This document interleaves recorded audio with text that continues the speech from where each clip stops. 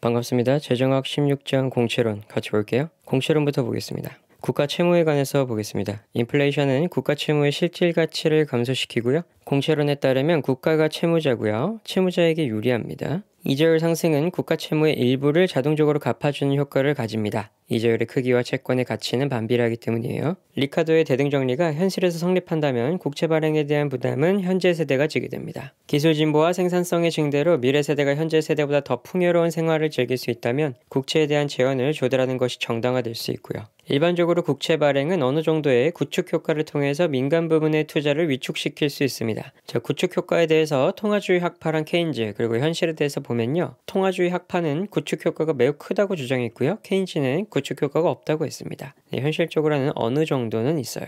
국채 발행에 관해서 보면요. 이자율 상승은 국채의 시장 가치를 하락시켜 정부 부채를 줄여주는 효과가 있고요. 국채 발행이 증가하면 이자율은 상승하고 원화 환율이 하락해서 경상수지가 악화됩니다. 국채 발행은 정부 저축의 감소를 의미하고요. 이자율이 상승하면 외환의 공급이 증가해서 환율은 하락하게 되겠죠. 환율이 하락하면 수출은 감소하고 수입은 증가합니다. 러너로 대표되는 국채에 관한 전통적 견해에 따르면 내부 채무의 경우에는 미래 세대로 부담이 전가되지 않는다고 주장하고 있습니다.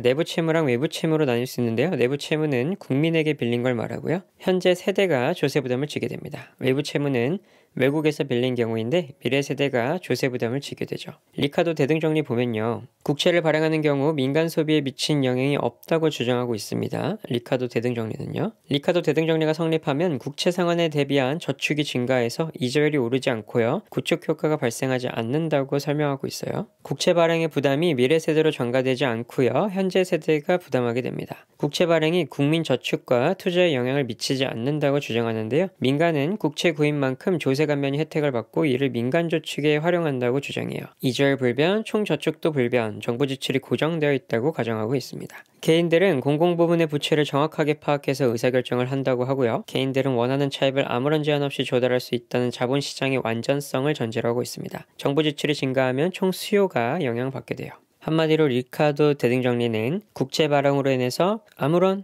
영향을 끼치지 않고 미래 세대로 전가도 되지 않고 개인들은 공공부문의 부채를 정확하게 파악해서 의사결정을 하고 있다. 이런 식으로 설명한다고 볼 수 있겠네요. 재정 적자에 관해서 보면요. 화폐 수요에 이자율 탄력성이 높을수록 재정 적자가 증가하는 총 수요 증대에 큰 영향을 미칠 수 있습니다. 화폐 수요의 이자율 탄력성이 높다고 주장한 사람들은 케인즈 계열입니다. 구축 효과가 적고요. 이자율은 적게 상승하며 불경기를 가정하고 있어요. 화폐 수요의 이자율 탄력성이 낮은 것은 고전학파 계열인데요. 구축 효과가 크고요. 정부 지출 증가가 높을수록 총 수요 효과가 낮다고 주장합니다. 이자율은 많이 상승하고 호황기를 가정하고 있어요.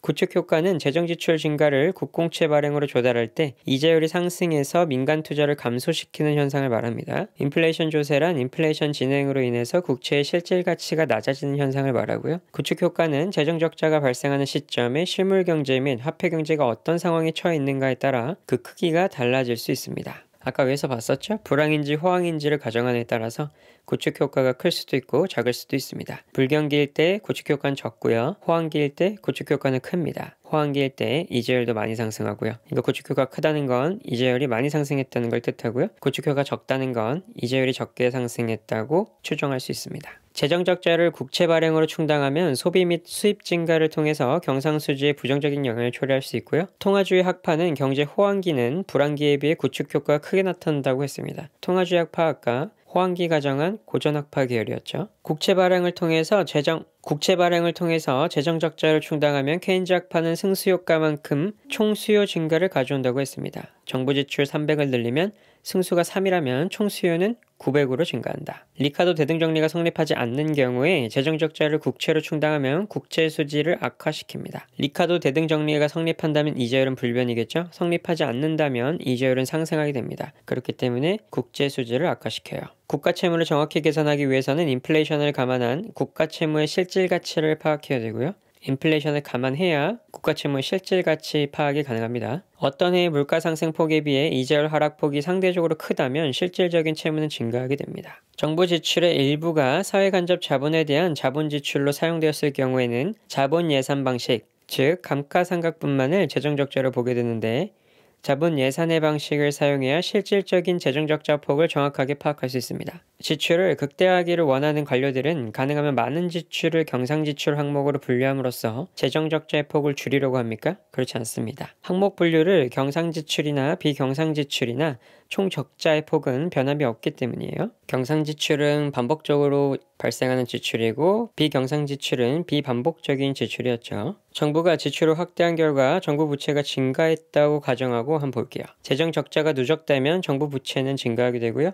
고전학파견에 따르면 정부 부채가 증가할 경우 민간 투자는 감소한다고 주장하고 있습니다. 정부 부채의 증가는 곧 정부 저축의 감소로 이루어지고요.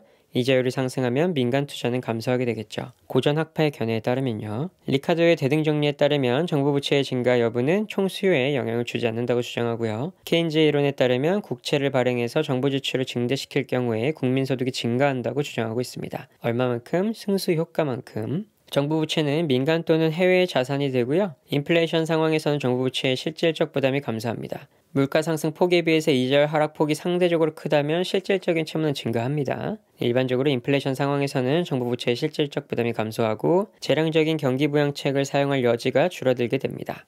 어떨 때요? 정부가 지출을 확대한 결과 정부 부채가 증가했다고 가정할 때예요. 국채의 액면 가격은 변하지 않았더라도 이자율 상승으로 국채의 시장 가치가 하락하게 되고요. 자국 통화의 평가절상을 가져와서 무역수지 적자가 발생합니다. 평가절상은 환율이 하락하고 원화 가치가 상승했다는 걸 말하는 거예요. 조세 승수와 지출 승수의 차이인데요. 감세에 비해서 동일 금액의 정부 지출을 증가시키는 것이 국민소득에 미치는 효과가 큰 이유가 뭘까요? 감세에 의한 가처분 소득 증가분을 가계가 전액 지출하는 것은 아니기 때문입니다. 케인즈 모형 한번 볼게요. 자, 문제에서 총 소득은 C 더하기 I 더하기 G라고 했습니다. 총 지출은 총 소득을 기준으로 증가함수에 해당하고요. 자, 정부 지출 승수 공식은 1을 1 빼기 C로 나눈 거죠. C는 0과 1 사이입니다. 조세 승수는 C를 1 빼기 C와 나눈 거고요. 정부 지출이 100만큼 증가할 경우에 국민소득은 100보다 더 많이 증가합니다. 정부 지출 승수가 1보다 크기 때문이에요. 조세를 100만큼 경감해 줄 경우 정부 지출을 100만큼 증가시킬 경우에 비해서 국민소득을 더 적게 증가시킵니다. 정부 재정의 건전성을 확보하기 위해서 정부 지출 증가액을 조세 수입 증가액과 일치시킨다면 국민소득은 증가하게 되고요. 100억만큼 조세를 징수해서 100억을 지출하면 총 수요는 100억만큼 증가하게 됩니다. 노후 준비 등으로 민간 부문의 한계 소비 성향이 감소하는 경우 정부 지출 승수가 작아지고요. 기업 투자나 정부 지출이 각각 100만큼 증가할 경우 국민소득에 미치는 영향은 같습니다. 기업 투자의 승수나 정부 지출의 승수가 같기 때문입니다. 균형 국민소득 계산 볼까요? 문제에서 가계의 세금 부담 2천억 감면할지 정부 지출 2천억을 증가시킬지 정책을 고려하고 있어요. 한계 소비 성향은 0.75고요. 각 정책을 실시할 경우에 균형 국민소득은 얼마나 증가하는지 물었습니다. 지출 승수 계산하면 1을 1 빼기 0.75랑 나눠주죠. 한계 소비 성향과 나눠줍니다. 그럼 4가 되고요. 지출 시 8천억이 증가한다고 알 수 있어요. 정부 지출 2천억이니까 248에서 8천억 증가하죠. 조세 승수는 0.75를 1 빼기 0.75 한 것과 나누기로 했습니다. 그렇게 하게 되면 3이 나오고요. 자, 감면 시에 6천원 증가하고요. 만약에 징수하는 거라면 조세 승수가 3이면 징수 시에는 6천억 감소하게 됩니다. 자, 승수 계산할 때 지출 승수에서 1을 빼면 조세 승수가 돼요. 여기도 4 빼기 1하면 3 되죠. 자, 자세한 건 패스하고요. 공채 부담 이어서 볼게요.